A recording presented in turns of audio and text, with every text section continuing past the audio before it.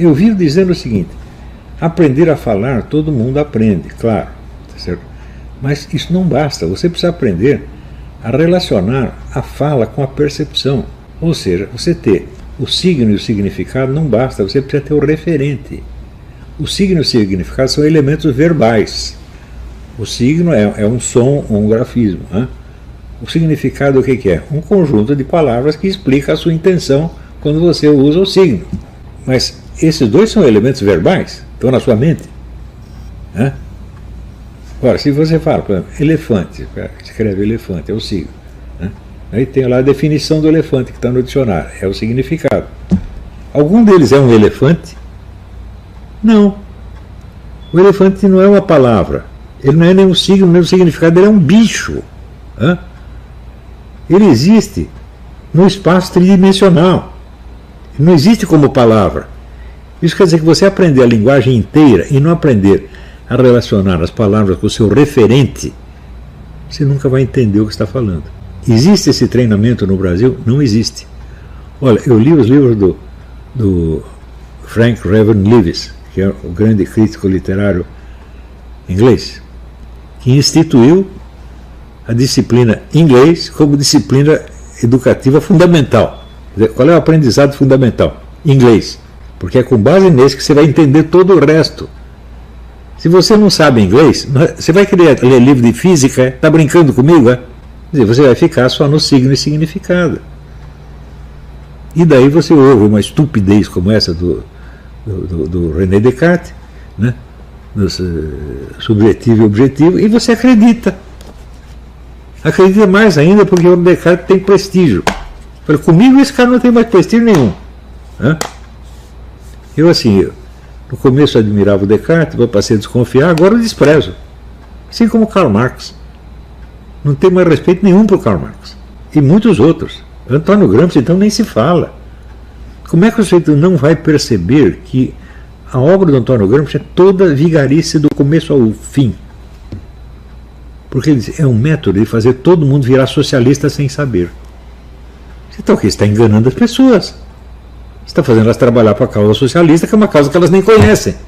Alguém inventou uma safadeza pior do que essa? Eu acho que não. Né? E, no entanto, por exemplo, eu lendo o artigo do Otto Maria Carpo sobre Antônio Gramsci, coloca o Antônio Gramsci quase como um santo.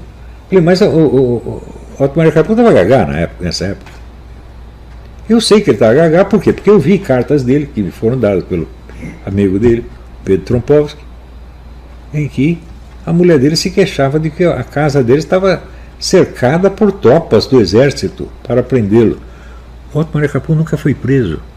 Houve um processinho contra ele, o próprio promotor suspendeu o processo e isso foi tudo. Mas ela estava descrevendo a coisa como se ela ainda estivesse na Áustria, cercada pelos nazistas. Ela estava mentindo? Não, ela estava biruta simplesmente. Gente, eu passei a minha vida vendo esses casos. Eu tive a sorte, eu vou dizer para vocês, tive a imensa sorte de nunca ter sido educado. Ninguém me educou. Pelo menos a partir dos 10 anos, ninguém mais me educava. Eu tive que me educar a mim mesmo. Né? Isso significa que em toda situação eu tinha que fazer um esforço descomunal para distinguir a verdade da mentira, a verdade do erro. Eu mesmo tinha que fazer isso, porque não tinha ninguém para me dizer é assim ou é assado. Quando chegava alguém a dizer que é assim ou assado, chegava outro a dizer o contrário. Eu falo, pô, e agora? Né? Agora eu tenho que me virar sozinho. A minha mãe era uma pessoa muito humilde, muito boazinha, santa mulher, mas não tinha cultura. A autoridade da minha mãe sobre a minha pessoa era zero. Não mandava em mim. Eu adorava a minha mãe, mas não tinha como obedecê-la. Ela não me dava ordem nenhuma, pô. Né? Então eu tinha que aprender tudo sozinho e isso foi a minha sorte.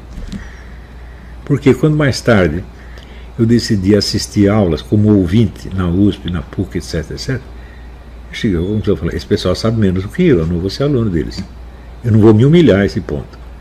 Eu assisti aula com Zé Arthur Gianotti, que chega dizendo que filosofia é uma atividade com textos. Você está brincando, rapaz? A filosofia começou com Sócrates, que nunca fez texto nenhum. Veja, Santo Tomé de Aquino nunca escreveu texto nenhum, era tudo ditado.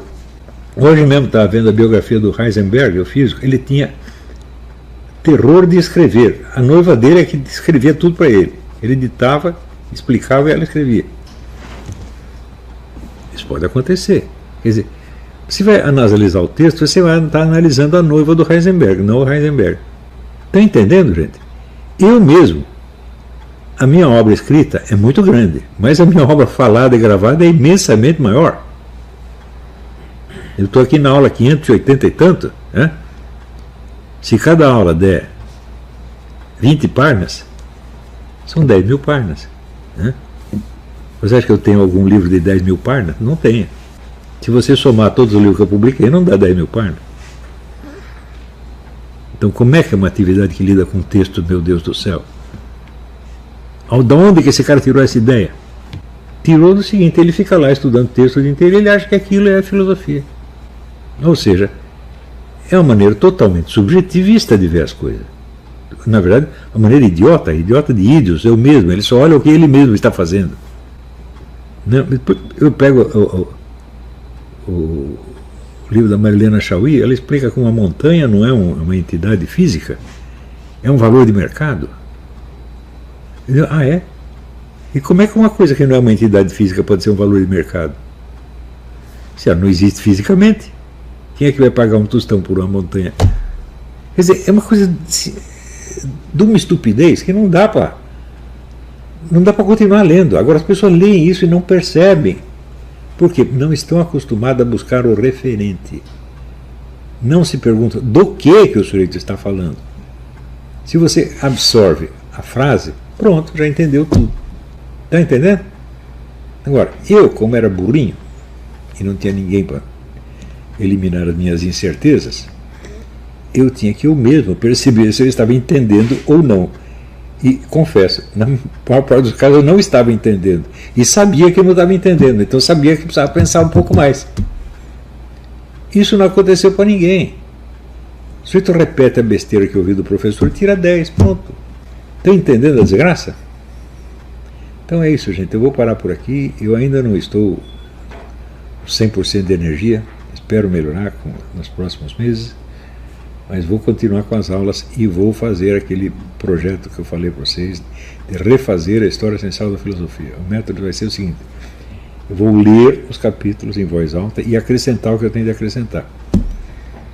E vou contar com os meus alunos, especialmente aqui a Mariana, para transformar essa exposição oral no escrito. Tá bom?